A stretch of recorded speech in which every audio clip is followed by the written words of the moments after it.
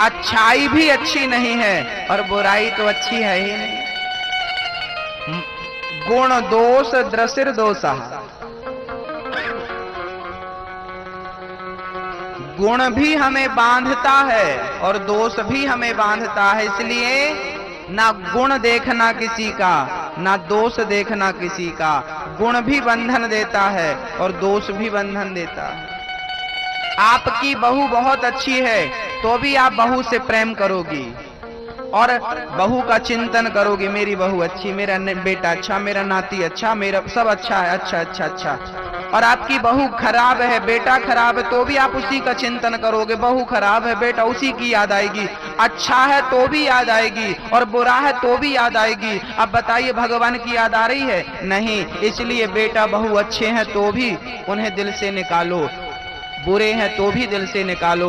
50 साल तक समर्पित रहो घर गृहस्थी में और 50 साल के बाद फिर भी उम्र बची हो तो अब केवल कृष्ण के लिए हो, कृष्ण की भक्ति करो, कृष्ण को अपने दिल में बसाओ। यही यहाँ आने की सार्थकता है, मनुष्य तन पाने की सार्थकता है, नहीं तो सब व्यर्थ है भक्तों।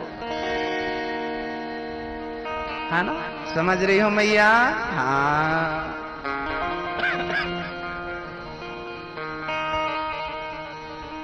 श्री सूत जी महाराज कहते हैं, सुखदेव जी का जन्म हुआ, चल पड़े। पिताजी चिल्ला रहे हैं, बेटा बेटा, अरे विवाह कर लो, गृहस्थी बसा लो, फिर चले जाना। सुखदेव जी कहते हैं, गृहस्थी के चक्कर में जो एक बार पड़ जाता है ना, ये चक्रव्यूह ऐसा है, जो एक बार गया ज्यादा है, बराता नहीं है, निकलता नहीं है। अभिमन्यु ने चक्रव्यूह में जाना तो सीखा था मैया, पर क्या आना सीखा था? हम भी अभिमन्यु हैं और गृहस्थ के चक्रव्यूह में चले तो जाते हैं पर वापस लौट नहीं पाते, है ना? ये संसार तब तक अच्छा है जब तक हमारे आंख में शक्ति देखने की है, पांव में शक्ति चलने की है, हाथ में शक्ति वजन उठाने की है, कान में शक्ति सुनने की है। अच्छा, आपको कोई अमृत पिला दे तो आप पी लोगे? अमृत पिला दे कि तुम अमृत पी लो, कभी मरोगे ही नहीं, पियोगे? आप में से कोई पिएगा? एक राजा था, उस राजा ने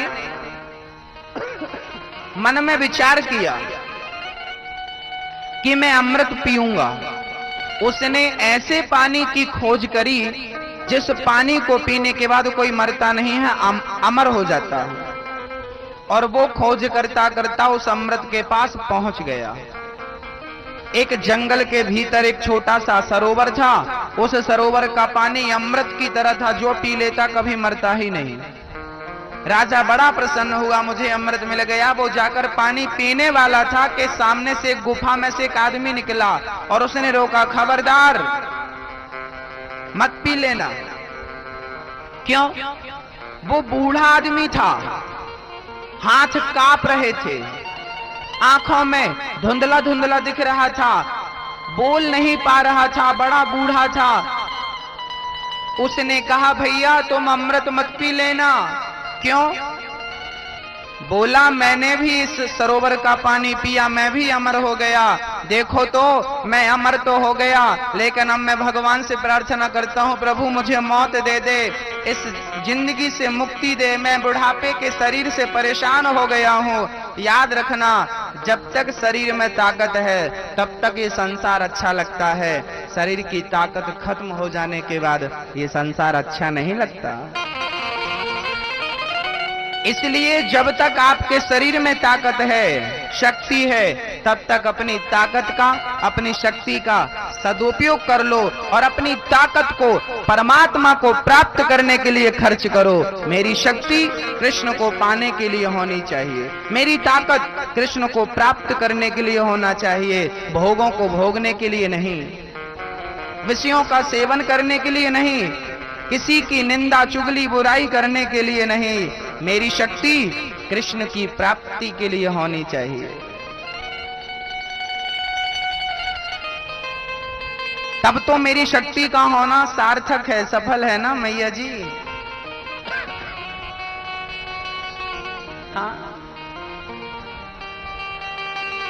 भक्तों,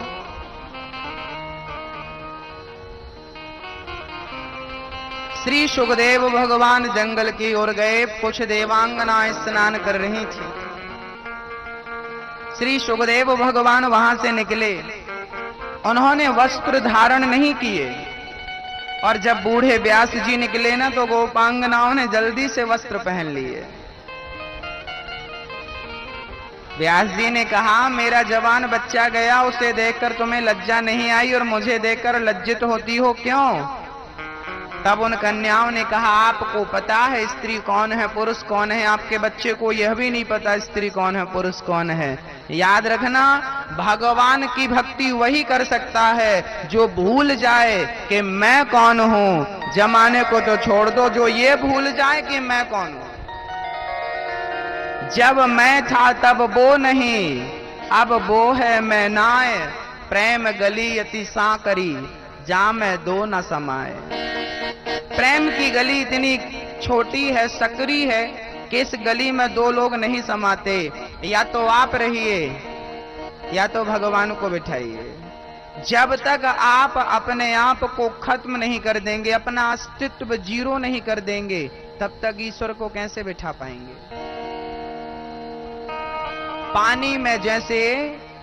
पानी में जैसे मिश्री घुल जाती है, ऐसे आपको भगवान में भक्ति में घुल जाना होगा।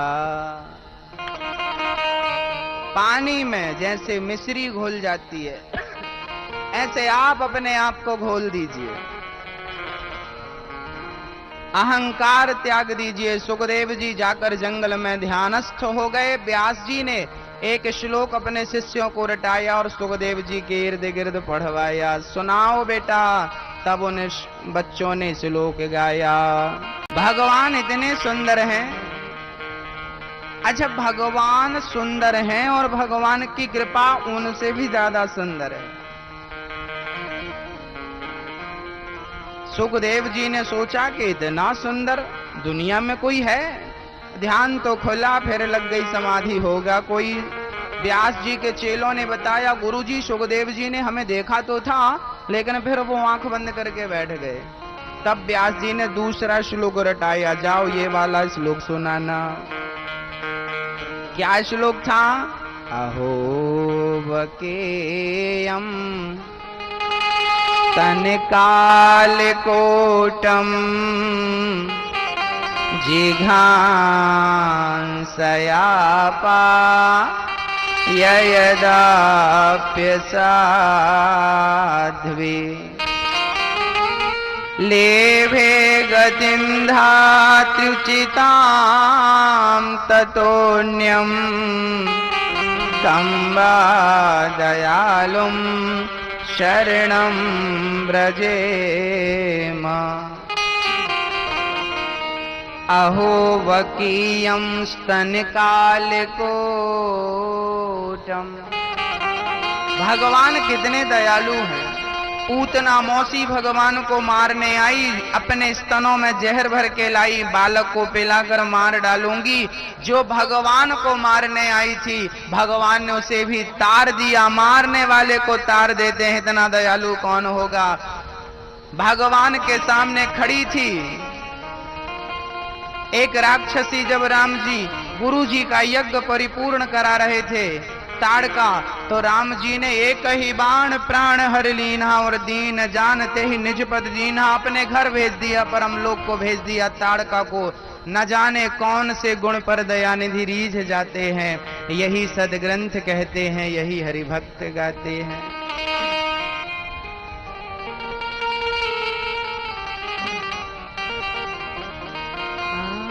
भगवान बड़े दयालु हैं। न जाने कौन से गुण पर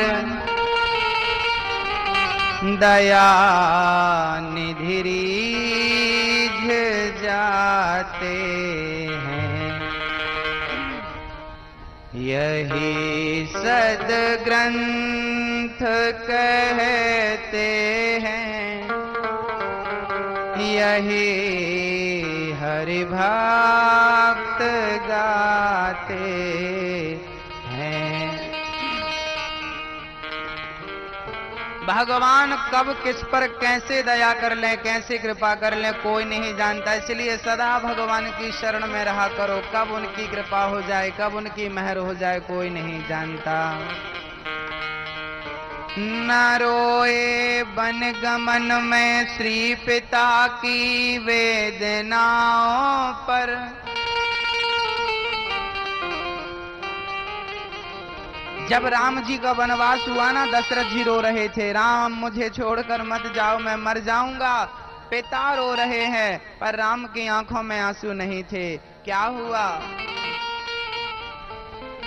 न रोए वन गमन में श्री पिता की वेदनाओं पर, विदुर के घर पहुंचकर भोग छिलकों का लगाते हैं। न जाने कौन से गुण पर दया। देखो ना, उनकी कितनी बड़ी दया थी कि हमें मनुष्य बना दिया। क्या हम मनुष्य बनने के काबिल थे? मैया जी, हम मनुष्य बनने के योग्य भी नहीं थे, लेकिन मेरे गोविंद की कृपा ने मुझे मनुष्य बना करके उन्हें पाने का एक मौका दिया, अपना जीवन संवारने और सुधारने का एक मौका दिया है। लेकिन हमें तो लगता है कि ये मनुष्य का तन केवल रुपया पैसा कमाने के लिए मिला है। खूब कमाओ, खूब कमाओ। लोगों ने अपने जीवन का ही दुरुपयोग किया है, स्वयं का ही दुरुपयोग किया। लोगों को अपना लक्ष्य ही पता नहीं है। एक सज्जन रेलवे स्टेशन में गए। ओ बहन जी, बाद में ले लेना सेल्फी, पहले कथा सुन लो बेटा।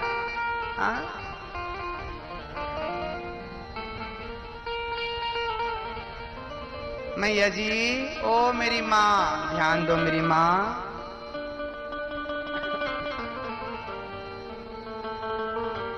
एक सज्जन रेलवे स्टेशन में गए और टिकट काउंटर पे जाके कहने लगे, भैया जी जरा टिकट देना, टिकट। टिकट काटने वाले ने पूछा, कहाँ की दे दूं, कहाँ जाना है? अरे कहीं की भी दे दो, जो तुम्हारा मन हो दे दो। अब बताओ, टिकट आपको चाहिए तो पहले ये तो विचार करो कि आपको जाना कहाँ है। पहले आप अपनी मंजिल निर्धारित करिए कि आपको जाना कहाँ है, पहुंचना कहाँ है, फिर टिकट लीजिए। आपको यही नहीं पता कि आपको जाना कहाँ है, तो सामने वाला टिकट कैसे देगा और कहाँ की दे देगा अपने मन से। पहले आप निश्चित करिए, निर्धारित करिए आपको जाना कहाँ है। आज तक आपको यही नहीं पता कि आपका अंतिम लक्ष्य क्या है। पता है, आज तक बहुत सारे लोगों को यही जानकारी नहीं है कि हमारी जिंदगी का हमारा अंतिम लक्ष्य क्या है, कहां जाना है, हमें पता ही नहीं। कोई सोच रहा है मैं धनवान बन जाता, धनी व्यक्ति बन जाता, मैं व्यापारी बन जाता, मैं जज बन जाता, मैं वकील बन जाता, मैं थानेदार बन जाता, मैं ये बन जाऊं, मैं वो बन। लोग ये कल्पनाएं करते हैं। ये जिंदगी का लक्ष्य थोड़ी है। लक्ष्य तो कुछ और है।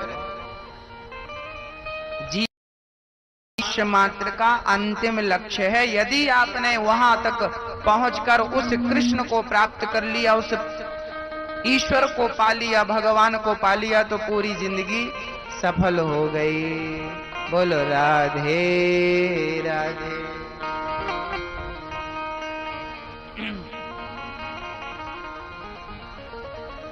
श्री सुखदेव भगवान बाद में व्यास जी के पास आए और उन्होंने भागवत की कथा का अध्ययन किया। भागवत का उन्होंने बड़े प्रेम से अध्ययन किया और बड़े भाव से वही सुखदेव जी राजा परीक्षित को भागवत सुना करके 7 दिन में उन्हें मोक्ष का अधिकारी बना देते हैं। भागवत मोक्ष देने वाली है। यदि कोई सच्चे प्रेम से, सच्चे भाव से श्रवण कर ले तो मोक्ष प्राप्त होने में देर नहीं लगती। हाँ भक्तों, सुखदेव जी महाराज की चर्चा आपने सुनी। सूत जी कहते हैं, सौनक जी अब मैं आपके प्रश्नों का समाधान देता हूं। मनुष्य का पहला धर्म है सेवा करना। परहित सरिस धर्म नहीं भाई, पर पीड़ा सम नहीं अधमाई। लोगों का हित करना मनुष्य का धर्म है। आप में से मनुष्य कितने लोग हैं? कृपया हाथ खड़े करो। यदि आप में से कोई मनुष्य है तो ही हाथ उठाना। मनुष्यों के रूप में कोई राक्षस छिपा हो, दुष्ट छिपा हो, पापात्मा छिपा हो तो। क्योंकि मनुष्य जैसा दिखना अलग बात है और मनुष्य होना अलग बात है। आज मैं दोनों में अंतर बता दूं, इसके बाद फिर हाथ उठा लेना। एक बेटा वो है जो अपने माँ बाप की सेवा करता है। एक बेटा वो है जो अपने माँ बाप की सेवा करता है, पांव धोता है और माँ के चरणामृत को ग्रहण करता है। मेरी माँ भगवान है। एक बेटा वो है जो माँ की सेवा करता है, पिता की सेवा करता है, उनका आदर करता है, उनका सम्मान करता है। और एक बेटा वो है जो अपने माँ बाप का अनादर करता है, अपमान करता है, माँ बाप का तिरस्कार करता है। ये दोनों ही तो मनुष्य जैसे हैं। पर क्या दोनों मनुष्य हैं? इन दोनों में क्या हम दोनों को मनुष्य कहेंगे? जो माँ बाप की सेवा करता है, जिसकी वाणी में नम्रता है, जिसके व्यवहार में शिष्टाचार है, वो कौन है? वो मनुष्य है। और जो जिसकी वाणी में कर्कशता है, जिसके स्वभाव में अकड़ है, जिसके हृदय में माँ बाप के प्रति कोई सम्मान नहीं है, कोई सेवा का भाव नहीं है, उसे आप मनुष्य कहेंगे क्या?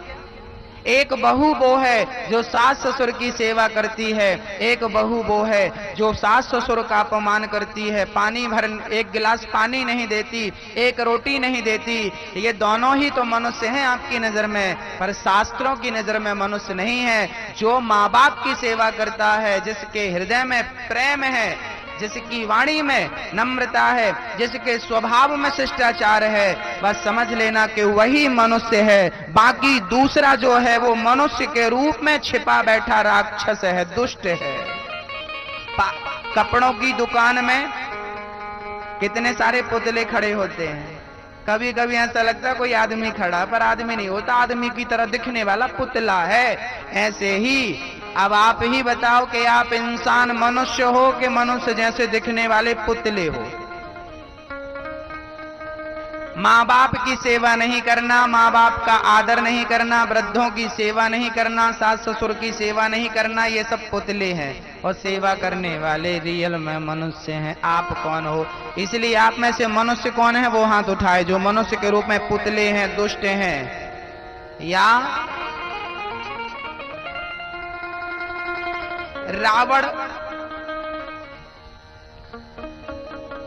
रावण सीता को चुराने आया।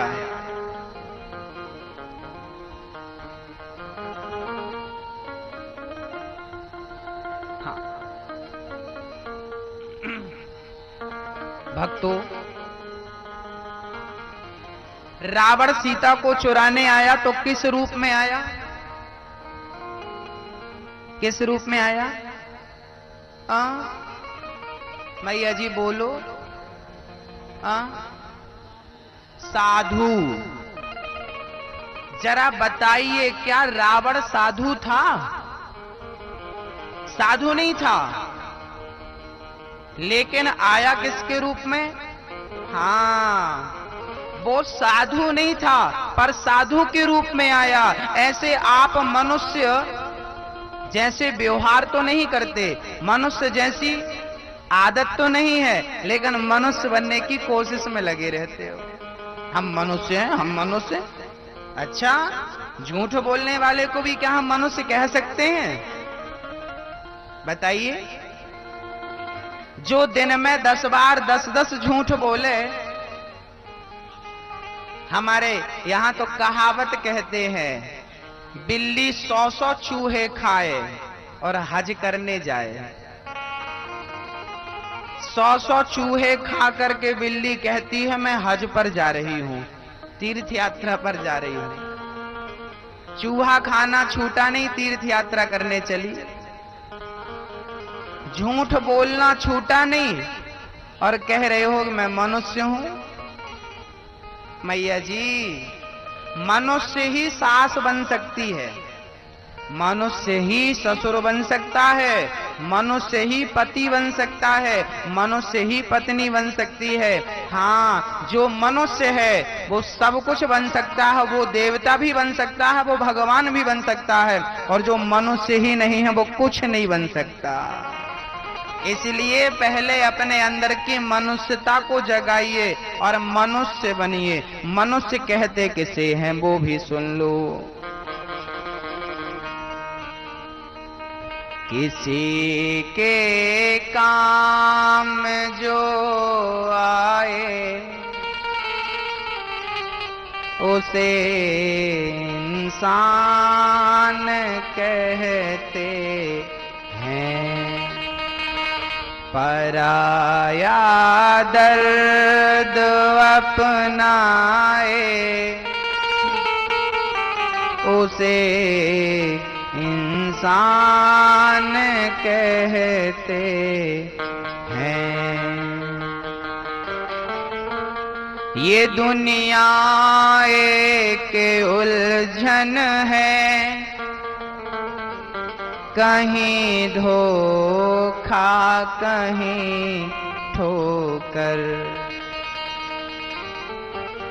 कोई जीता है हंस हंस कर, कोई जीता है रो रो कर।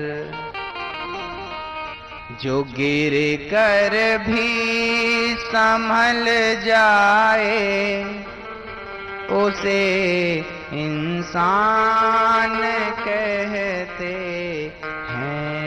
जो पराया दर्द अपनाए, यूं भरने को तो पक्षी भी अपना पेट भरते हैं। आप लोग खाती हो, केवल आप खाती हो ऐसा नहीं है मेरी माँ। पशु पक्षी कुत्ता बिल्ली भी पेट भर भर के खाते हैं, वो भी खाते हैं, आप भी खाते हैं। वो पक्षी हैं, वो जानवर हैं, आप इंसान हैं। लेकिन आप इंसान कब बनेंगे? जो सभी में बांट कर खाए उसे इंसान कहते हैं। जो केवल अपना पेट भरे तो फिर वो तो पक्षी ही है ना, पशु ही है। फर्क नहीं पड़ता कि आप 2 हाथ पांव वाले हो, भले इंसान जैसे दिख रहे हो। इंसान जैसे दिखना अलग बात है और इंसान होना अलग बात है। तो आप बताओ, आप इंसान जैसे दिखने वाले पुतले हो कि रियल में इंसान हो? हाँ, अगर गलती रुलाती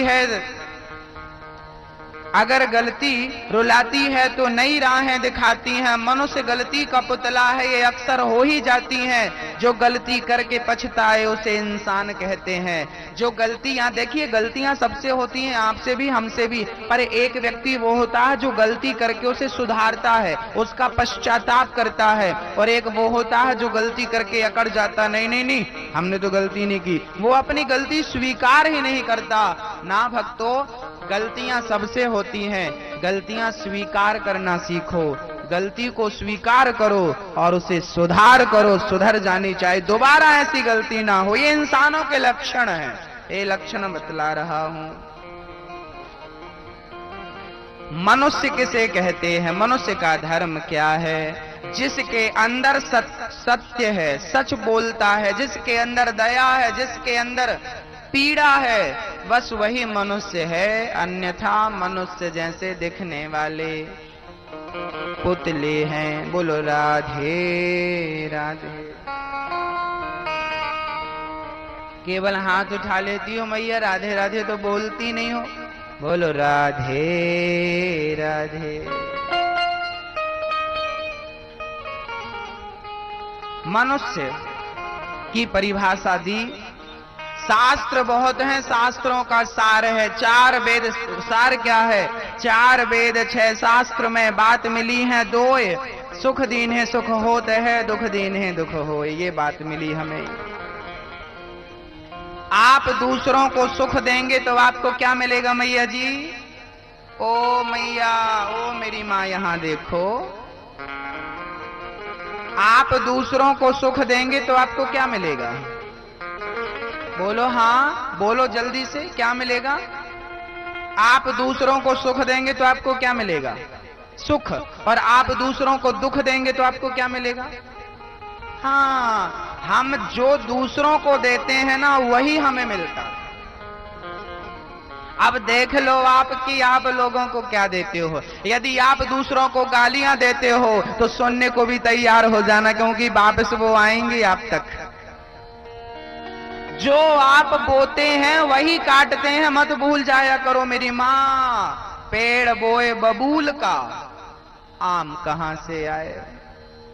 एक दिन मेरे सपने में कोई संत आए, बोले क्यों रे अनिरुद्ध, क्या हो रिया है? मैंने कहा महात्मा जी पूरा देश रो रिया है, पूरा देश रो रिया है। उन्होंने कहा देश रो रिया है क्यों? मैंने कहा खाना चाहता है आम और बबूल बो रिया है, इसलिए तो पूरा देश रो रिया है। खाना चाहता है आम और बोता है बबूल, कैसे सुख मिलेगा? यदि आप आम चाहते हो तो खेती भी आम की ही करनी पड़ेगी, पेड़ भी आम का ही लगाना पड़ेगा। बबूल बो करके आप आम की कामना करो, कैसे संभव है मेरी माँ? जो बोया है वही तो पाएगा। इसलिए कहता हूं अच्छी करनी करना, अच्छा करना सबके साथ। आप सबके साथ अच्छा करो, जिठानी देवरानी सास ननद भौजाई सारे लोगों के संग अच्छा करो।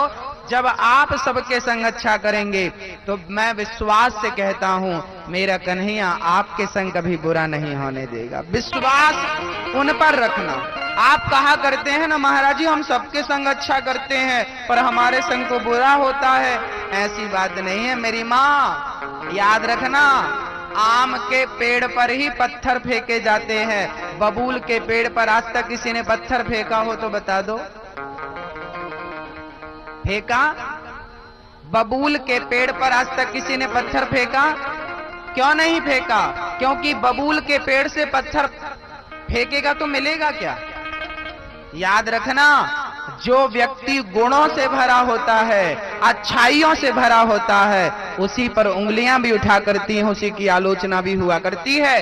कोई बात नहीं, आपको लोग बुरा कह रहे हैं ना, कहने दो, क्योंकि आप अच्छे हो इसलिए लोग बुरा कह रहे हैं, कहने दो ना।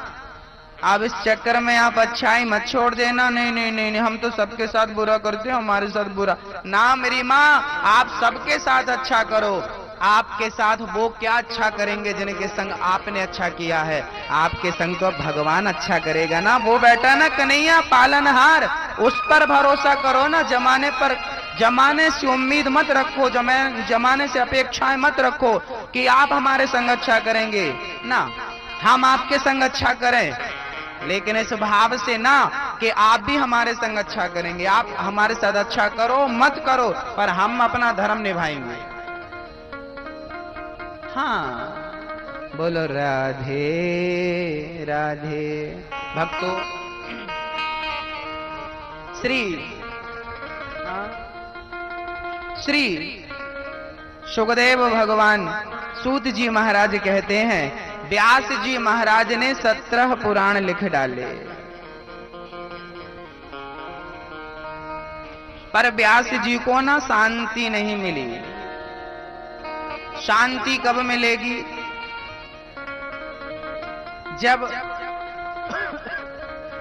भागवत की रचना करो। ऐसा नारद जी प्रकट भये और नारद जी ने कहा आप भागवत की रचना करो। भागवत के 4 श्लोक व्यास जी को ये रटा दिए और कहा कि आप इनका उच्चारण करिए। और नारद जी बोले, मैं पिछले जन्म में दासी का बेटा था, पर सत्संग किया, संतों की संगति करी, तो आज ब्रह्मा का बेटा हूँ। भगवान का भजन करने से ना भगवान व्यक्ति को महान बना दिया करते हैं, श्रेष्ठ बना दिया करते हैं, पूजनीय बना दिया करते हैं। इसलिए भगवान से कहो कि प्रभु भैया मैं आपसे कुछ नहीं चाहता, आपसे धन की कामना नहीं करता, आपसे मैं धन मान पद प्रतिष्ठा की कामना नहीं करता। मैं तो अपने गोविंद से, मैं तो अपने बांके बिहारी से बस इतना कहना चाहता हूं कि मैं सुख में रख, दुख में रख, झोपड़ी में रख, महलों में रख, जैसे रखना चाहे रख, लेकिन प्रार्थना सुन लेना मेरे गोविंद, चाहे जैसे रख बनवारी, बस होती रहे मुलाकात। कन्हैया तेरे से मिलना जुलना होता रहे, बस प्रार्थना है मेरी। देना हो तो दीजिए जन्म जन्म का साथ। श्याम सुंदर आपका साथ चाहता हूं और कुछ नहीं चाहता, साथ चाहता हूं। हे श्याम सुंदर,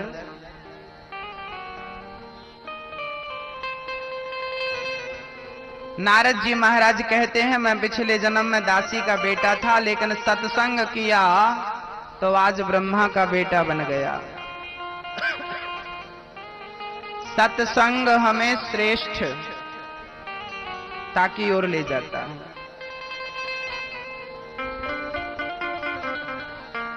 इस कौन सा बाकी है सुन लीजिए। नारायण नारद हरि कपिल देव श्री राम, हंस हयग्रीव मोहिनी दत्तात्रेय सुख धाम।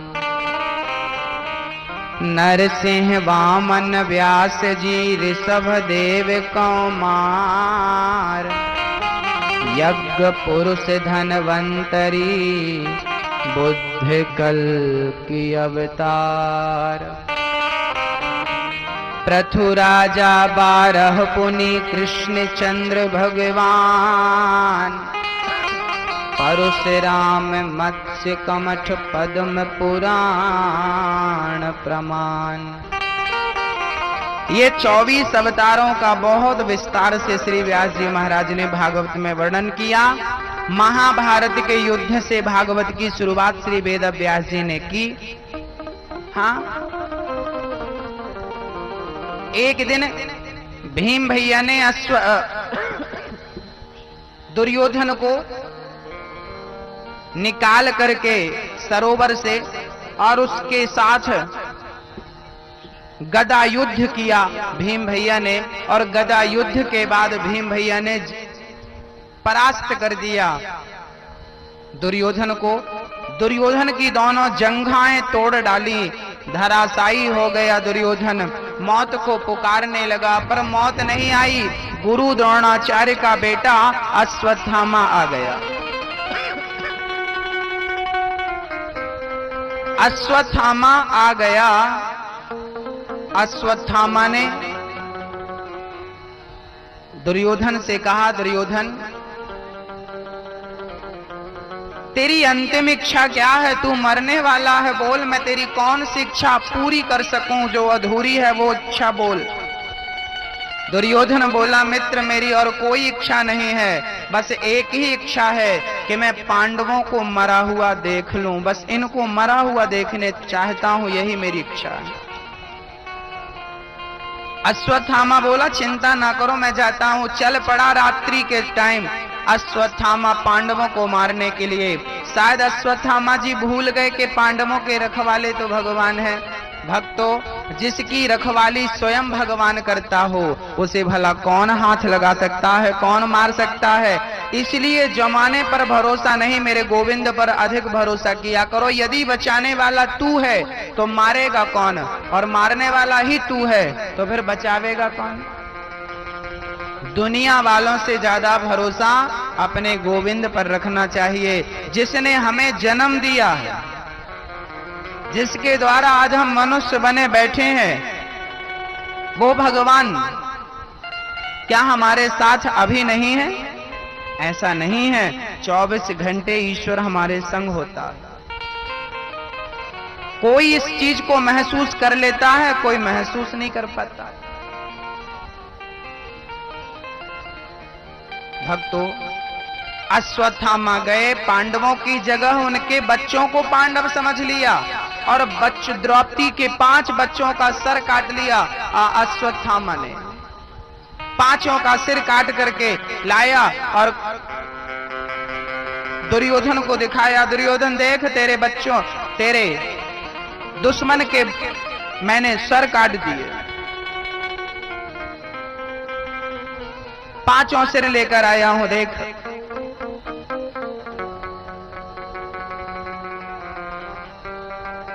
दुर्योधन ने ध्यान से देखा, ये पांडव नहीं, ये पांडवों के पुत्र हैं। दुर्योधन पहले प्रसन्न हुआ कि पांडव मारे गए, बाद में दुख हुआ कि ये पुत्र हैं। उसी संधि में दुर्योधन की मृत्यु हो गई। सुबह द्रौपदी ने देखा कि मेरे बच्चे अभी तक सोकर नहीं उठे। जाकर देखा तो 5 बच्चे मरे पड़े थे। द्रौपदी रोने लगी, हे ईश्वर, हे कन्हैया, हे गोविंद, क्या किया? मेरे बच्चे मर गए। कहां थे आप उस टाइम जब मेरे बच्चों पर अटैक हुआ? यहां एक बहुत बढ़िया बात है कि जो भगवान पांडवों को मरने नहीं दिए, भगवान चाहते तो द्रौपदी के पुत्रों को भी बचा सकते थे, लेकिन भगवान ने नहीं बचाया। पूछा गया, कन्हैया क्यों नहीं बचाए? बोले, जिसकी उम्र शेष हो और कोई संकट हो तो उस संकट को मैं टाल कर उसकी उम्र बचा सकता हूं, लेकिन जिसकी उम्र इतनी ही हो उसको मैं कैसे बचा सकता हूं? इनकी उम्र इतनी ही थी। भगवान शंकर की पत्नी का नाम है सती। सती दक्ष के यज्ञ में गई और जल के भस्म हो गई। अरे सती तो साक्षात भगवान शिव की पत्नी है। आप लोग कहते हैं ना कि किसी को मृत्यु का समय हो और वो महामृत्युंजय का जाप करे तो उसकी मृत्यु टल जाती है। जिसकी मौत नजदीक है, कोई बीमार व्यक्ति है और उसके नाम से यदि महामृत्युंजय का जाप किया जाए ना तो उसकी मौत टल जाती है। यदि शंकर जी के महामृत्युंजय से, शंकर जी के स्मरण से मृत्यु टल जाती है तो शंकर जी की पत्नी ही मर गई, उनकी मृत्यु क्यों नहीं टाल दी शंकर जी ने? इसका कारण था मेरी मां। ऐसा नहीं है कि महामृत्युंजय के जप में प्रभाव नहीं है, प्रभाव है। ये सच बात है कि कोई महामृत्युंजय का जाप करे तो उसकी मौत टल जाती है। तो फिर सती की क्यों नहीं टली? इसके पीछे कारण था। प्रारब्ध भावी 2 प्रकार की होती है। भावी मतलब होनी। होनी कितने प्रकार की होती है? एक प्रारब्ध जन्य भावी होती है, एक भावी प्रारब्ध जन्य हमारे अपने कर्मों के द्वारा हमें दुख मिलने वाला हो, हमारे कर्मों के द्वारा हमें कोई कष्ट मिलने वाला हो, पिछले जन्म के कर्मों के द्वारा यदि हमारे जीवन में कोई संकट आने वाला हो तो उस संकट को महामृत्युंजय का जाप भगवान शिव और भगवान राम की कृपा टाल सकती है। एक भावी होती है हरि इच्छा भावी बलवाना। एक इच्छा होती है जिस एक भावी होती है भगवान की मर्जी से, उसे प्रारब्ध जन्य भावी नहीं कहते, उसे हरि इच्छा कहते हैं। सती शंकर जी की बात नहीं मानी, चर्चा अद्भुत है, लंबी है, जिसके कारण सती को जाना पड़ा।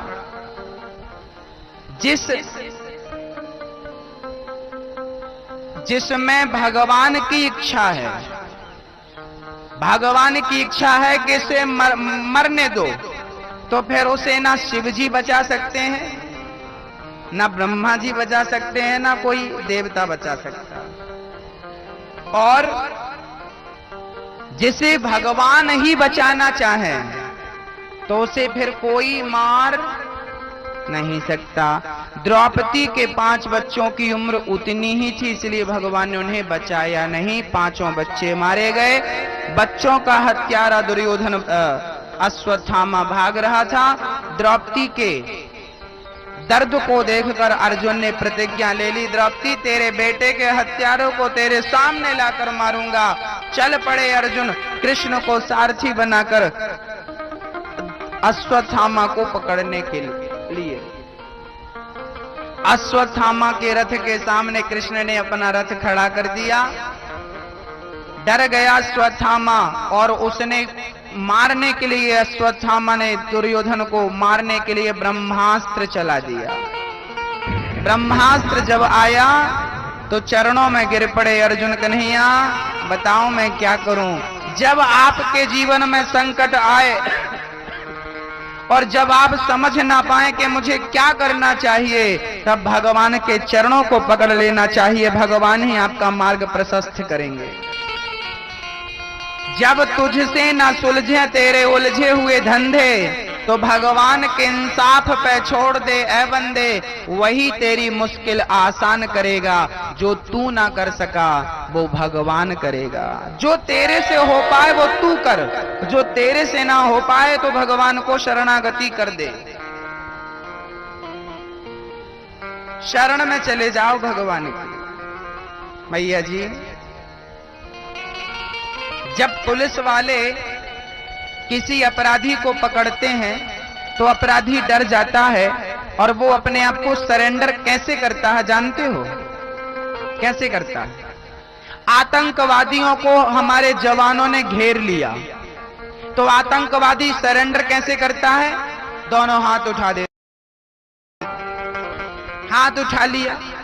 हाथ उठाने का अर्थ है सामने वाला सरेंडर करना चाहता है, अपने आप को समर्पित करना चाहता है। ऐसे ही जब भगवान का दर्शन करने जाया करो ना, तो दोनों हाथ उठाकर दर्शन किया करो, प्रभु मैंने भी अपने आप को सरेंडर कर दिया तेरे सामने और समर्पित कर दिया तेरे चरणों में अपने आप को। ये समर्पण है। और जब तक ये समर्पण नहीं होगा तब तक भगवान आपकी रक्षा नहीं करेंगे। द्रौपदी ने भगवान को बुलाया था तो हाथ उठाए थे कि नहीं? छोटा सा बच्चा आपकी गोद में आना चाहता है तो हाथ उठाता है कि नहीं? वो हाथ उठा लेता है ऐसे। हाथ उठाना मतलब प्रभु मैंने हाथ उठा लिया, अब तू अपनी गोद में हमें धारण कर ले, इसलिए हाथ उठाना चाहिए। लोग मंदिर जाते हैं ना, उन्हें पता ही नहीं चलता कि मंदिर में जाकर दर्शन कैसे करें, क्या मांगे। भगवान से ना लोग मांगने जाते हैं, चलो भगवान मंदिर मिला, प्रभु हमारा ये काम नहीं बन रहा है जरा बना दो।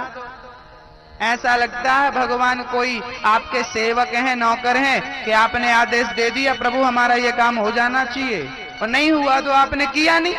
ऐसे डांटते भी हो भगवान को? बताइए जरा, ऐसे करना चाहिए क्या? भगवान के मंदिर जाओ पर कुछ मांगने के लिए नहीं, कुछ लेने के लिए। हमेशा लेना, हमेशा लेना। वाह, गजब कर दिया लोगों ने। सुदामा जी कृष्ण से मिलने द्वारिका गए तो क्या कुछ लेने गए थे? बोलो मेरी माँ। ओ मैया, क्या लेने गए थे? कुछ नहीं गए। तो क्यों गए थे फिर? क्यों गए थे? मिलने नहीं गए थे ना, आपको गलत जानकारी है। सुदामा जी ना भगवान से कुछ लेने गए थे ना मिलने गए थे, बल्कि सुदामा जी तो भगवान को 2 मुट्ठी चावल देने के लिए गए थे। कन्हैया मेरी हैसियत जितनी है मैं उतना तुझे देने आया हूं। अरे हम अपनी हैसियत से उसे दे सकते हैं। हमारी हैसियत 2 मुट्ठी चावल देने की थी तो हमने 2 मुट्ठी चावल दिया, उसकी हैसियत तो ज्यादा देने की थी तो उसने 2 लोगों का स्वामी बना दिया सुदामा को।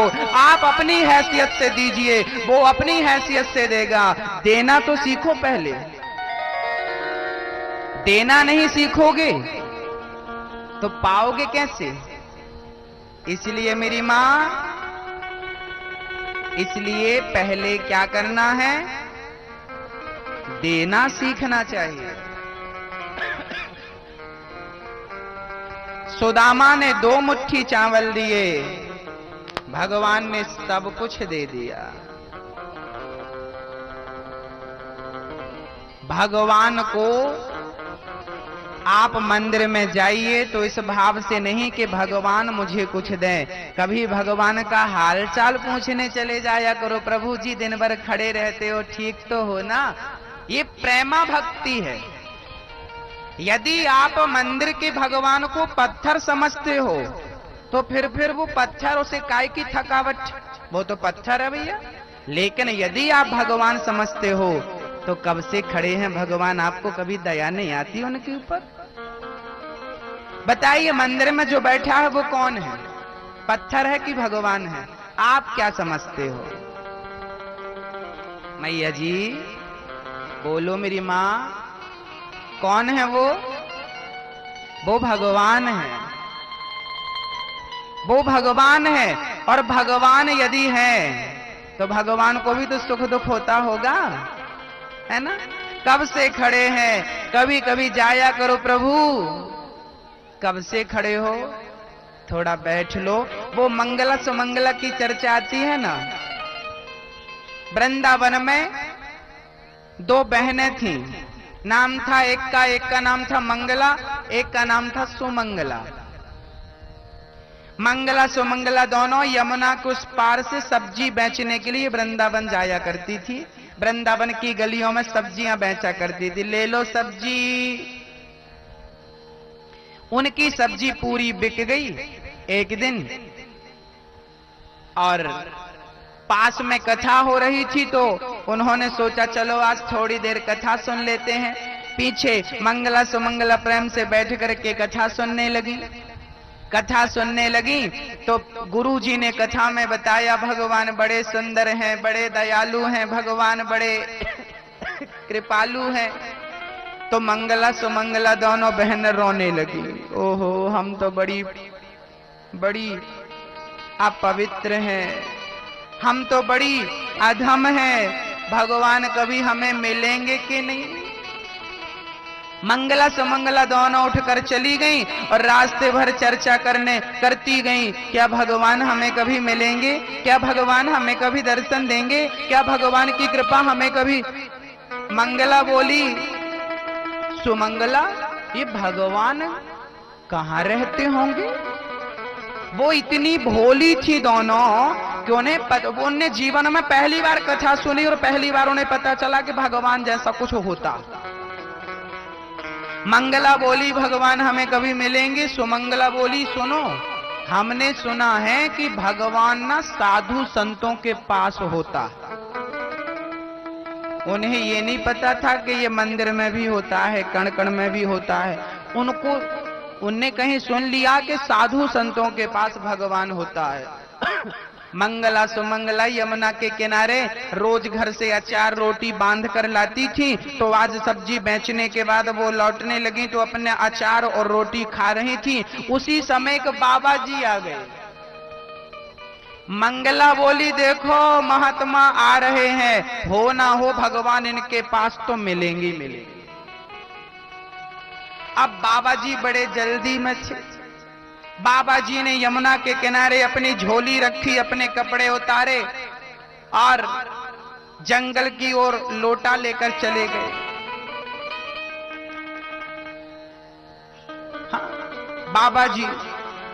मंगला सुमंगला बोली बाबा तो गए, एक काम करो झोली यहीं पड़ी है, भगवान होंगे ना तो इसी झोला में होंगे।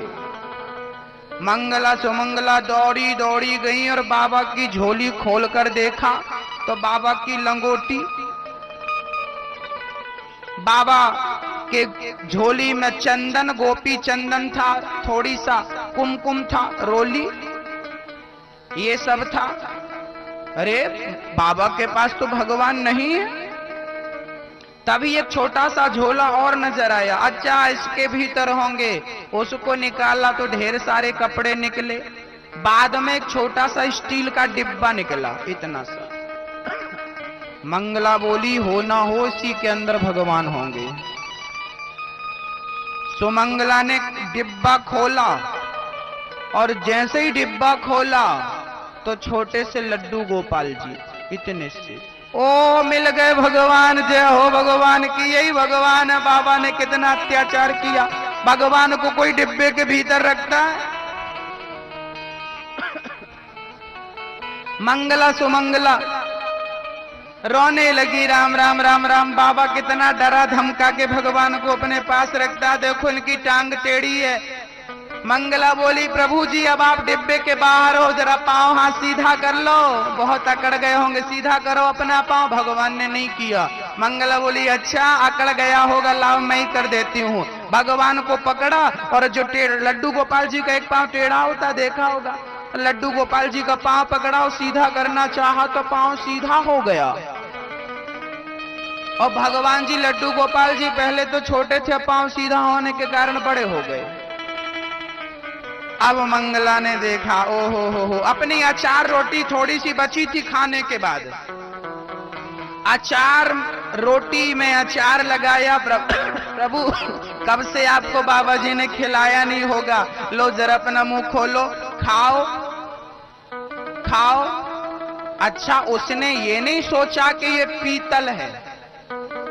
आप लोग ना बड़े बुद्धिमान हैं, आप तो ये सोचते हैं ये तो पीतल है, ये भगवान थोड़ी है ना, है ना मैया जी? हाँ बोलो, हाँ ये तो पीतल है, ये तो धातु है, ये थोड़ी भगवान है। भगवान तो अलग होते होंगे। पर मंगला ना बड़ी भोली थी, और जो भोले भाले होते हैं ना, जो पीतल नहीं, पीतल में भगवान देखते हैं, जो पत्थर में भगवान देखते हैं, भगवान कहते हैं कि मैं तुम्हें मिल ही जाता हूँ, तुमने मुझे इस रूप में देखा है तो तुम्हारा भाव मैं व्यर्थ नहीं जाने दूंगा। भगवान उसकी अचार रोटी खाने के बाद जो बची वो अचार रोटी मंगला सुमंगला की भगवान ने खाई। तब तक बाबा जी आ गए। बाबा ने देखा हमारी झोली पर ये दो महिलाएं बैठी, लगता कुछ चुरा रही है। बाबा ने अब बाबा के कान में जनेऊ था, वो कुछ बोल नहीं पाए, क्योंकि जनेऊ होता है ना कान में, तो जब तक कान में जब तक हाथ ना मटिया लें, जब तक हाथ ना साफ करने, कुल्ला ना करने, पांव ना धुलने, तब तक बोलती नहीं है, ऐसी परंपरा है। अब बाबा जी अब मंगला सुमंगला बोली, राम राम। बाबा जी आ गए। भगवान प्रभु अब आप एक काम करो, आप बैठो यहीं, हम लोग चली, बाबा मारेगा। मंगला बोली, भगवान को जैसे के तैसे डिब्बे में तो बंद कर दो। अब डिब्बे में बंद करने लगे ना, तो डिब्बे के बाहर भगवान की टांग पांव, अब कैसे बंद हो, बड़ी कोशिश करी पर भगवान बंद ना भाई डिब्बे में। मंगला बोली, ठीक है भगवान को देखेंगे ना, अब बाबा जी को देखेंगे तो खुद टांग टेढ़ी कर लेंगे, अभी उनको राहत मिली है तो उनको सीधी कर रहने दो। हाँ बाबा जी तो बड़ा भयंकर डराता धमकाता होगा, भगवान को पता नहीं राम राम कुछ खाने को भी नहीं देता, कितने छोटे से कर दिए भगवान को, इतने से।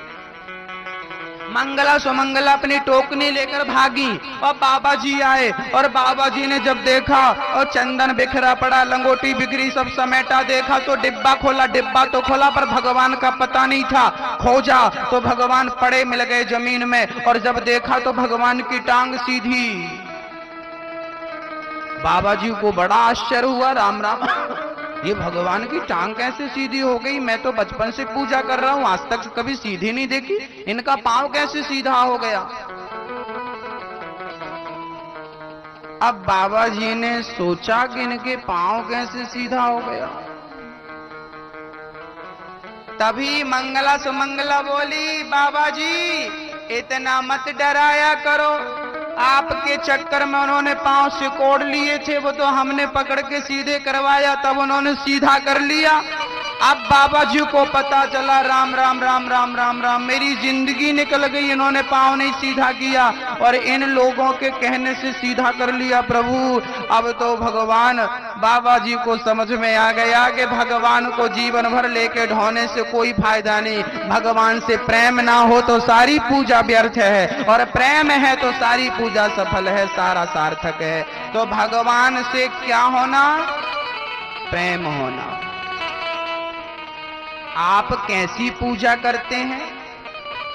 पहले खा करके बाद में खिलाते हैं कि पहले भगवान को खिलाकर बाद में खाते हैं? ये कोई मुद्दा नहीं है। भगवान की पूजा कैसे करते हैं, भगवान को स्नान कैसे कराते हैं, भगवान को पहले तुलसी चढ़ाते हैं कि पुष्प चढ़ाते हैं, दूध से नहलाते हैं कि दही से कि गंगा जल से कि पानी से, कोई मुद्दा नहीं। किस भाव से आप भगवान की पूजा करते हैं और कितना प्रेम भगवान से करते हैं, ये बहुत महत्वपूर्ण बात है। कितना प्रेम करते हैं भगवान से। राम जी को क्या पसंद है, भगवान को क्या पसंद है, बताइए। राम ही केवल प्रेम प्यारा, जान ले जो जाननिहारा।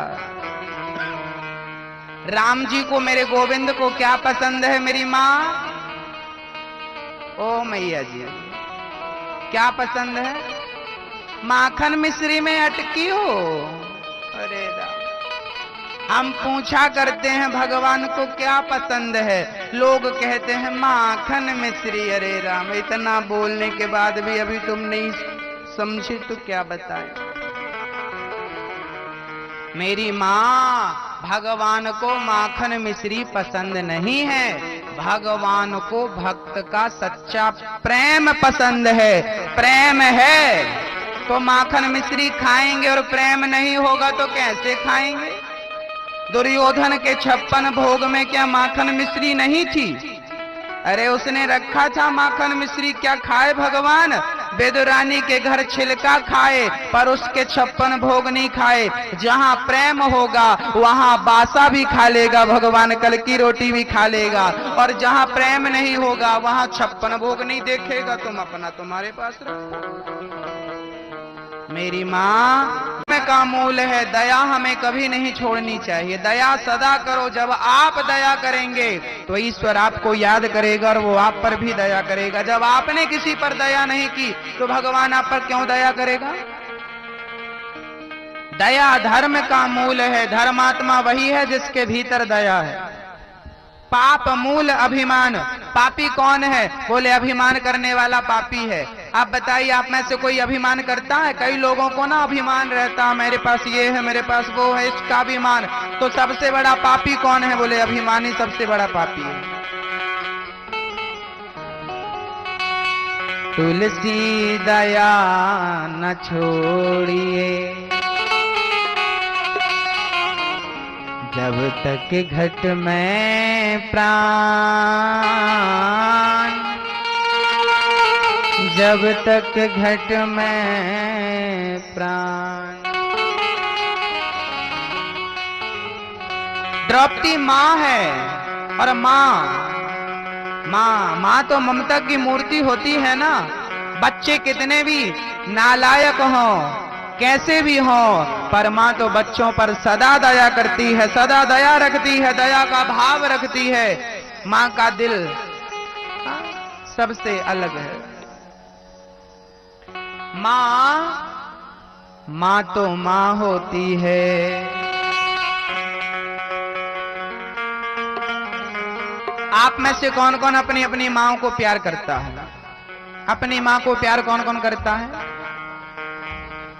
तो आप अपनी माँ को प्यार करती हो कि अपनी सास को भी प्यार करती हो? हाँ? सास तो नहीं है महाराज, मर गई। हाँ?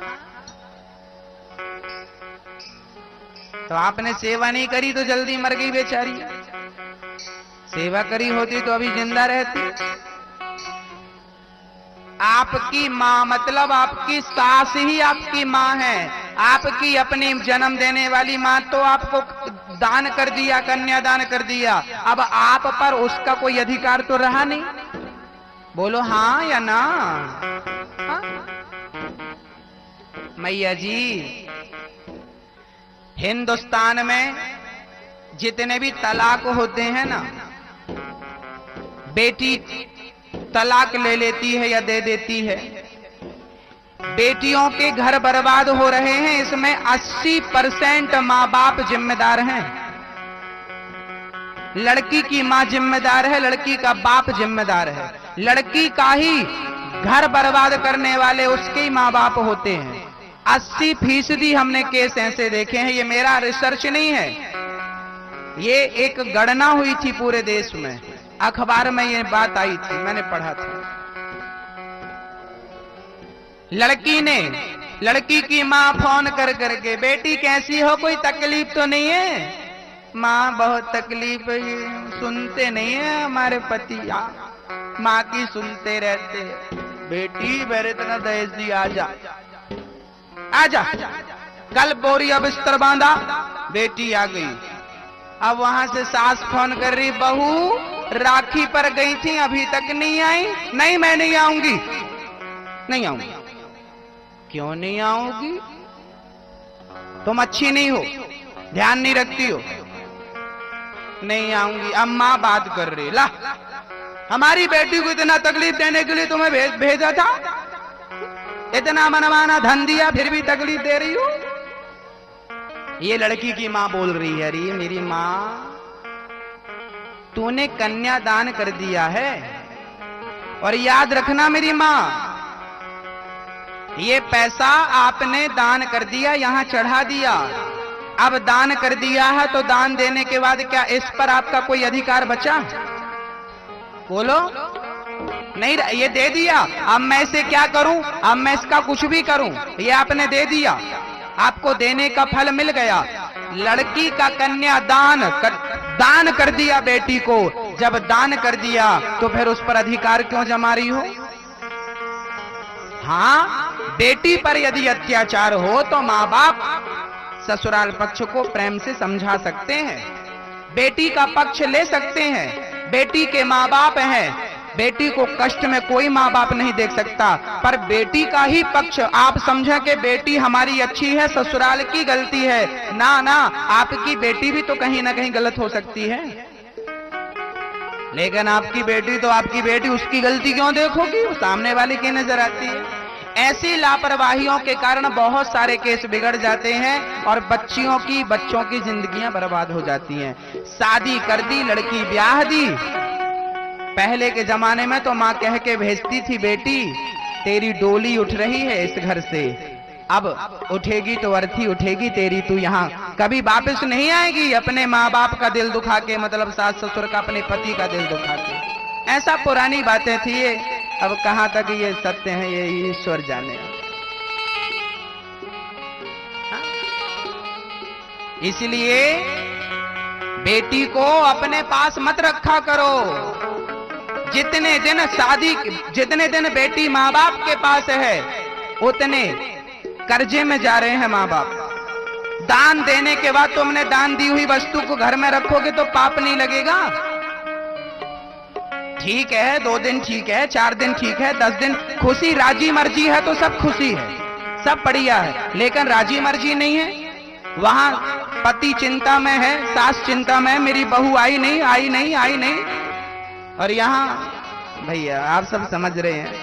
इसलिए हर जगह आप ही सही है ऐसा नहीं है, हर जगह आपकी बेटी ही सही है ऐसा नहीं है। जज वही अच्छा होता है जो दोनों पक्षों को पहले सुने और सुनकर के फिर डिसीजन दे। आपने एक पक्ष को सुना, बेटी के पक्ष को सुना, क्या ससुराल पक्ष को सुना उसकी? नहीं, आपने तो बेटी है ना मेरी माँ। हाँ, एक लड़की आई मायके से, ससुराल से, पिता ने पूछा, माँ ने पूछा, बेटी तेरी सास कैसी है? डायन है, डायन। जेठानी कैसी है? चुड़ैलन है, चुड़ैलन। ननंद कैसी है? नागिन है, नागिन। पति कैसा है? खड्डूस है। देवर कैसा है? एकदम लफंगा। अब बताइए, एक साथ सभी लोग तो बुरे नहीं हो सकते।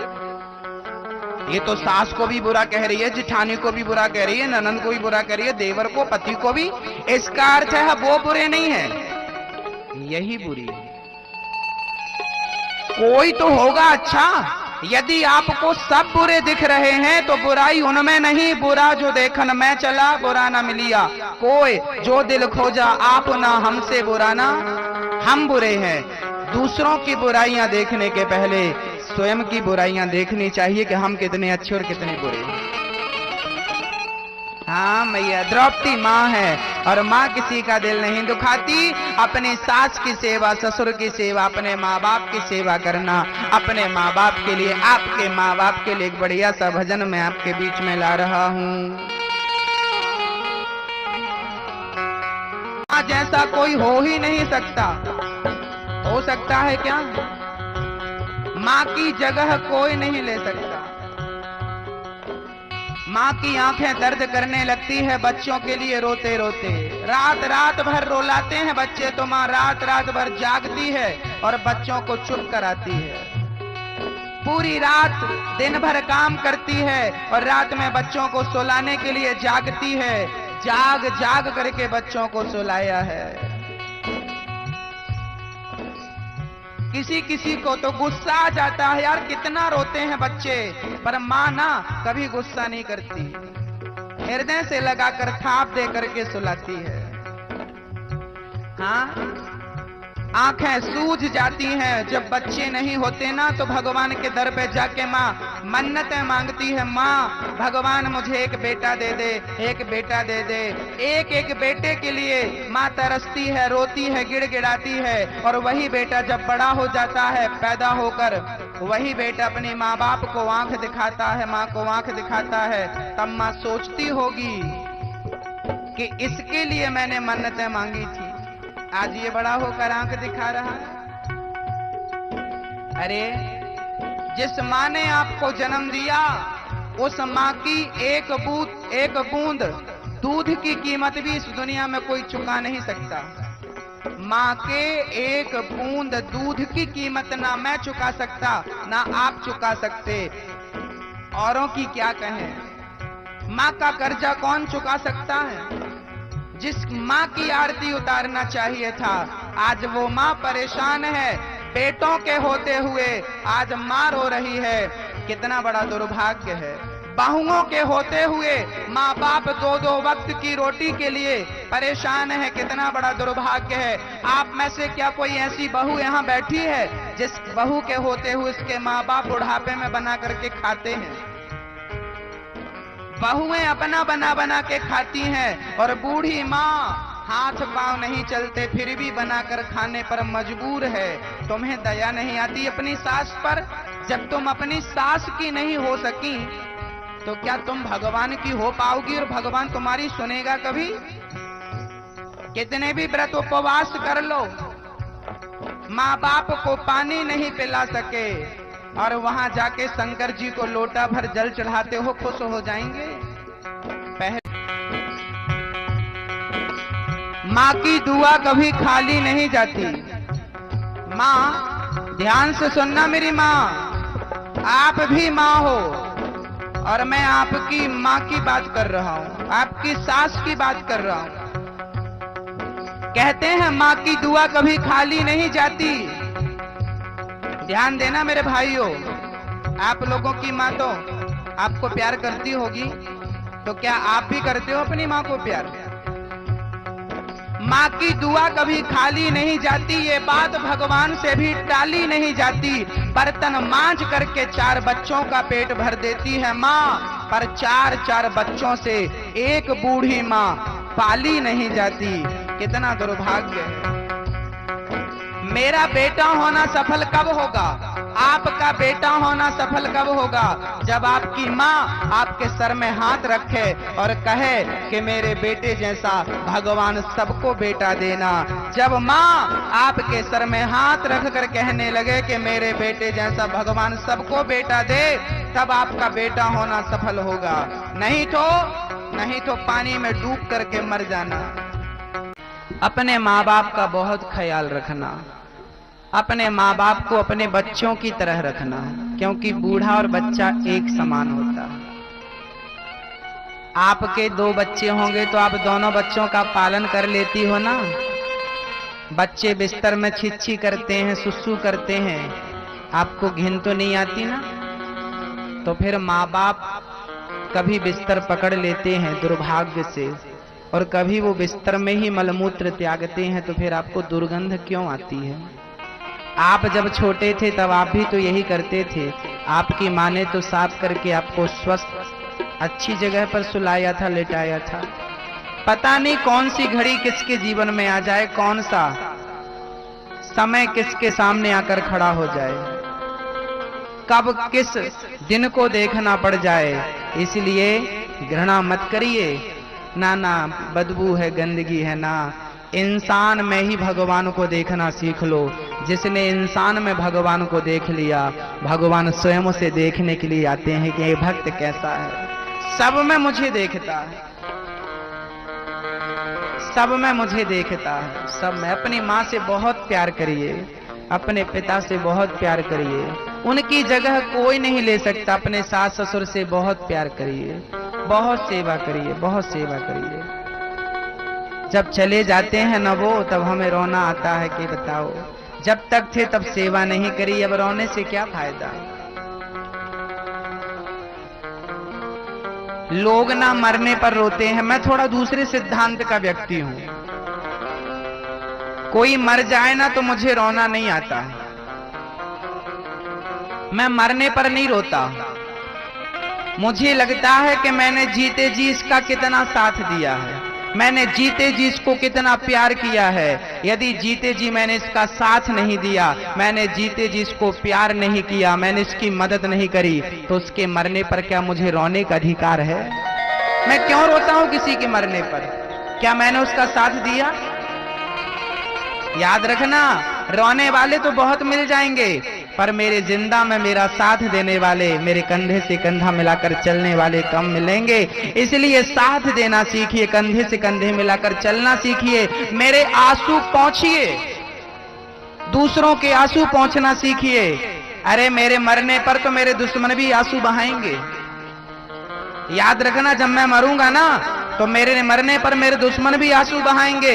जो मेरी को पानी पी पी के गालियां देते हैं ना, पानी पी पी के मुझे कोसते हैं, वो भी मेरे मरने पर दो प्यार की बातें कह देंगे, यार जैसा भी था अच्छा था। मेरे मरने के बाद तो बहुत लोग रोएंगे मेरे मरने पर मेरे जीते जी मेरा साथ कितने लोग दे रहे हैं? मेरे साथ कौन है? मुझे प्यार करने वाला कौन है? मेरे आंसू पहुंचने वाला कौन है? ये बहुत महत्वपूर्ण बात है। तो जनाजे में शामिल होने वाले बहुत होते हैं, पर दुख में शामिल हो जाइए किसी के, उसके दुख को सुख में बदल दीजिए। यही आपकी सच्ची श्रद्धांजलि होगी उसके मरने के बाद। हाँ, प्यार करिए अपने माँ बाप को, प्यार करिए अपने उन लोगों को जो आपसे प्यार करते हैं। अपनी पत्नी से प्यार करिए, अपने पति से प्यार करिए, अपने बच्चों से प्यार करिए। और हम तो कहते हैं सबसे प्यार करिए। ऐसा नहीं कि अपने बच्चों को प्यार कर लिया, दूसरे के बच्चों को दुत्कार दिया। सबसे प्यार करिए। हमारे हिंदुस्तान में, हमारे देश में, इस सृष्टि में, इस पृथ्वी में, इस ब्रह्मांड में जितनी बूढ़ी स्त्रियां हैं, सब मेरी माँ है। मैं सबको माँ की तरह प्यार करूं, सबसे प्यार करूं। ये पूरा विश्व, पूरा ब्रह्मांड मेरा परिवार है। विश्व का कल्याण हो, ये केवल भारत में ही जयकारा लगाई जाती है। वसुधैव कुटुंबकम, हम पूरे विश्व को परिवार मानते हैं। विदेश के लोग पूरी दुनिया को बाजार मानते हैं। ये बाजार है, व्यापार करेंगे, बाजार अच्छा है। बहुत सारे लोग ना हिंदुस्तान को बड़ा बाजार मानते हैं, ये व्यापार करने के लिए बड़ा बाजार है। पूरी दुनिया, पूरे दुनिया का कल्चर दुनिया को बाजार की दृष्टि से देखता है, लेकिन हिंदुस्तान पूरी दुनिया को परिवार की दृष्टि से देखता है। ये हिंदुस्तान का कल्चर है, ये हिंदुस्तान वसुधैव कुटुंबकम का सिद्धांत है। सबको प्यार करने वाले हिंदुस्तानी होते हैं। हम किसी से नफरत नहीं करते, किसी से घृणा नहीं करते। अरे हम तो पांव के नीचे भी, पांव चलते हैं तो विचार करके चलते हैं, हमारे पांव के नीचे कोई चींटी तो नहीं आ गई। हम तो अपनी गाड़ी, जब सामने रोड में गाड़ी हम चला रहे होते हैं, 80 की रफ्तार होती है, और सामने कोई गिलहरी आ जाए तो हम ब्रेक लगा लिया करते हैं, कहीं गिलहरी हमारे गाड़ी के नीचे दब के मर ना जाए। हम गिलहरी को मारना नहीं चाहते, हम चींटी को मारना नहीं चाहते, जीव जंतु को मारना नहीं चाहते। फिर हम जीव हत्या कैसे कर रहे हैं? हम मछली क्यों खा रहे हैं? हम मांस का भक्षण क्यों कर रहे हैं?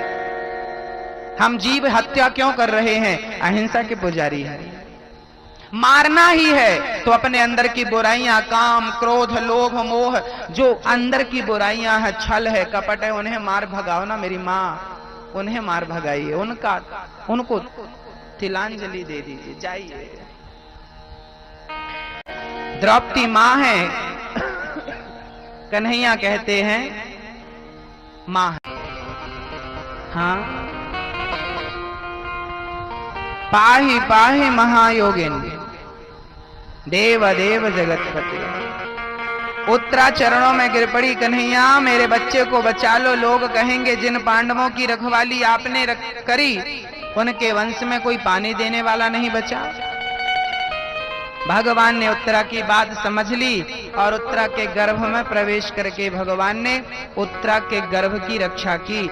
सुदर्शनास्त्र से भगवान ने ब्रह्मास्त्र को खंडित किया। उत्तरा सुखी होकर के चली गई। कुंती बुआ, अब भगवान द्वारिका जाने की तैयारी करने लगे। तब कुंती बुआ दौड़ी दौड़ी आई और भगवान से कहने लगी, गोविंद आज मैं आपसे कुछ कहना चाहती हूँ और साथ में आपसे कुछ मांगना चाहती हूँ। हाँ हाँ बुआ, मांगो, क्या मांगना है? आज पहली बार कुंती बुआ ने भगवान से कुछ मांगा है। क्या मांगती हो बुआ? कह दिया, कृष्णाय वासुदेवाय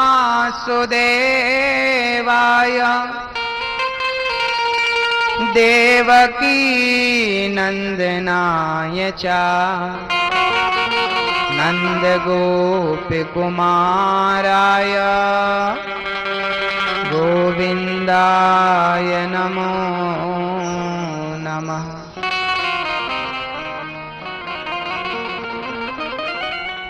कुंती बुआ हाथ जोड़कर कहती हैं, श्याम सुंदर मैं आपको जानती हूं, आप भगवान हैं, परमात्मा है, परब्रह्म है, जगदीश्वर है। आज मैं आपसे कुछ कहना चाहती हूं, मैं कुछ कहना चाहती हूं। हाँ हाँ कहिए, क्या मैं आपसे कुछ मांग सकती हूं गोविंद? हाँ हाँ बुआ मांगिए, क्या मांगना है? कुंती बुआ ने कहा, आज मैं आपसे दुख मांगना चाहती हूँ, विपत्ति मांगना चाहती हूँ। विपत्ति? अरे माँ, जब से आपने होश संभाला दुख ही दुख तो था आपके जीवन में, आज फिर हमसे दुख मांग रही हो? कह दिया कुंती बुआ ने, गोविंद जब जब जीवन में दुख आया है तब तब मैंने तुम्हें अपने करीब पाया है, और जब जब सुख आया तब तब मैंने तुम्हें अपने से बहुत दूर पाया है। ऐसे सुख को पाकर क्या करूं जिस सुख पर मेरा कृष्ण ही मेरे साथ ना हो। लाख गुना अच्छा तो वो दुख है जिसमें आपके दर्शन तो होते रहते हैं। दुख में सुमिरन सब करें, सुख में करें न कोई। जो सुख में सुमिरन करें सो दुख काहे को होए। दुखों से अगर चोट खाई ना होती तो कन्हैया तेरी याद हमें आई ना होती। भगवान कहते हैं, द्रौपदी कुंती बुआ कहती हैं, लाक्षागृह में बंद करके कौरवों ने आग लगा दी, उस आग से बचाने आप ही तो आए। भरी सभा में द्रौपदी की लाज लूटनी चाहिए, आप ही तो आए। 10,000 साधुओं के संग दुर्वासा जी को दुर्योधन ने हमारे वनवास काल में भेजा था हमारे घर, तब आप ही तो बटलोई का सूखा पत्ता खा करके उन संतों का पेट आपने ही तो भरा था। जब जब संकट आया तब तब आप हमारे करीब थे, जब जब सुख आया तब तब आप हमारे से बहुत दूर थे। क्या करेंगे ऐसे सुख का हम जिस सुख में आपका दर्शन ना हो? आप बताइए मैया जी, आपको सुख चाहिए कि भगवान का दर्शन चाहिए? भगवान एक तरफ भगवान है, दूसरी तरफ संसार का सुख है। बताइए क्या पसंद है आपको, क्या स्वीकार करेंगे? मैया जी, ओ मैया, क्या चाहिए? सुख चाहिए? मैया जी, हमें लगता जरूर है कि सुख ठीक है, पर हम जिसे सुख समझते हैं ना वो सुख ही नहीं है। अरे सच्चा सुख तो भगवान के चरणों में है, भगवान के दर्शन में, भगवान की भक्ति में मिलता है। सच्चा सुख केवल भगवान तुम्हारे चरणों में, उनके चरणों में जो सुख है ना, वो सुख कहीं नहीं है। इसलिए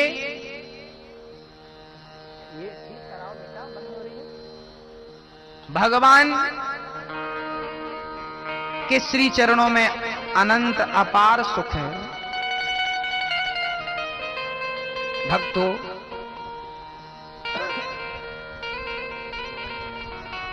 कुंती बुआ ने भगवान से कहा, प्रभु मैं आपसे मांगती हूं मुझे दुख दे दो। भगवान बोले, बुआ मैं आपसे कहता हूं मैं दुख कहां से लाऊं, मैं दुख नहीं दे सकता, एक काम करो मुझे ही ले लो। भगवान ने अपने आप को लुटा दिया और कुंती बुआ के गोद में जाकर बैठ गए, बड़ा दुलार किया और भगवान वहां से आगे बढ़े। कुंती बुआ ने कहा कुछ दिन और हस्तिनापुर में रुक जाओ। भगवान रुक गए, मां की बात टाली नहीं। एक दिन रात्रि के 12 बजे भगवान ध्यान मग्न थे।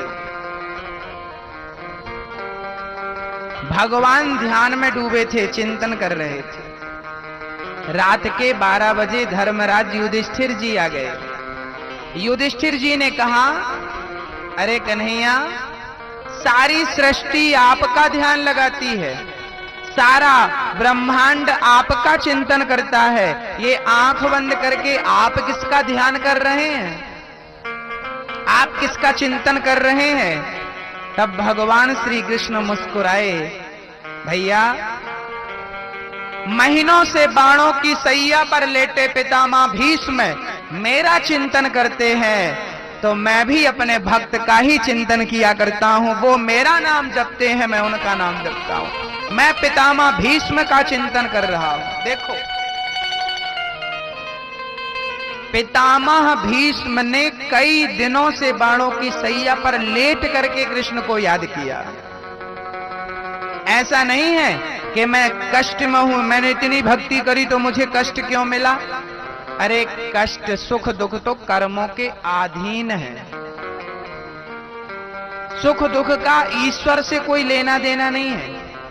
हमने अच्छा किया है तो अच्छा, बुरा किया है बुरा।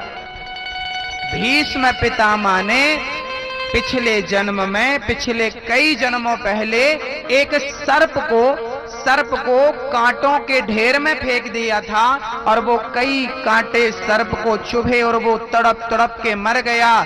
इस जन्म में उन्हें भी बाणों की सैया पर लेट करके अपने गुनाहों का प्रायश्चित करना पड़ा।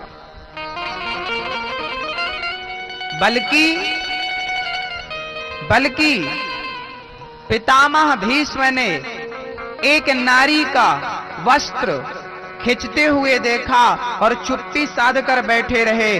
भरी सभा में द्रौपदी का अपमान हो रहा था और पितामह चुपचाप बैठे थे। जहां पाप हो रहा हो उसे रोकना चाहिए, सामर्थ्यता है तो रोकना चाहिए, नहीं तो वहां से चले जाना चाहिए। पाप करना भी पाप है, पाप को देखना बर्दाश्त करना भी पाप है। पितामह भीष्म सबसे आगे बैठे थे। जहां द्रौपदी की साड़ी खिंच रही थी, चाहते दुशासन को रोक सकते थे पर नहीं रोका। इसके कारण इन्हें बाणों की सैया पर लेटना पड़ा और आज पूरा रक्त जमीन पर गिर पड़ा। पितामह भीष्म हाथ जोड़े पांडवों को लेकर भगवान श्री कृष्ण पितामह भीष्म के पास आए। भगवान की स्तुति पितामह भीष्म ने करी। अर्जुन से कहा, अर्जुन तेरे बाणों में इतनी शक्ति नहीं थी कि तू मुझे मार सकता, ये तो कृष्ण की कृपा थी। जीवन में बुरा मत करना। द्रौपदी को हंसी आ गई, वाह पितामह, मेरे पतियों को उपदेश करते हो बुरा मत करना। अरे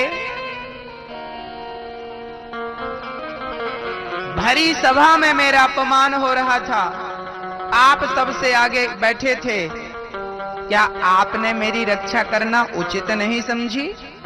पितामह की आंखों में आंसू आ गए। बेटी, मैंने तेरे चीर को खिंचते हुए इन आंखों से देखा है, इसलिए मैं बाणों की सैया पर लेटा हूं। दुष्ट दुर्योधन का अन्न खाया था ना, तो बुद्धि दूषित हो गई थी। आज उसके अन्न का एक एक रक्त जमीन में गिर पड़ा है, अब बुद्धि पवित्र हो गई। याद रखना भक्तों, जिसका अन्न खाओगे ना, उसी की भाषा बोलने लगोगे आप कितने भी अच्छे हैं, कहा गया ना हमारे बुजुर्गों से, जैसा खाओ अन्न वैसा रहे मन। आप जिसका अन्न खाओगे वैसी भाषा बोलने लग जाओगे।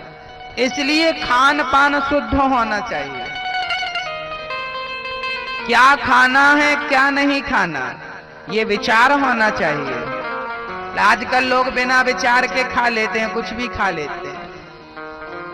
क्या खाएं क्या ना खाएं, कहां खाएं और कहां ना खाएं, ये बहुत विचारणीय है।